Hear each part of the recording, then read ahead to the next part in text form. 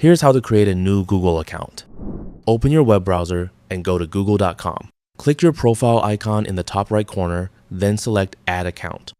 Next, click Create Account and choose whether the account is for personal use, business, or another option.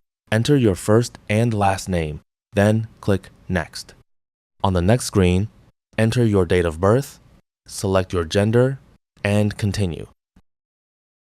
Now choose a unique Gmail username. If the username is already taken, Google will suggest alternatives, or you can create your own.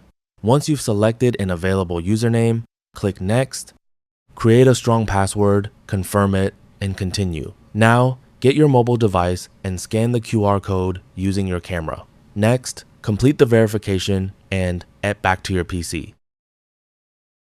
You'll now have the option to add a recovery email address. If you don't want to add one, you can skip it.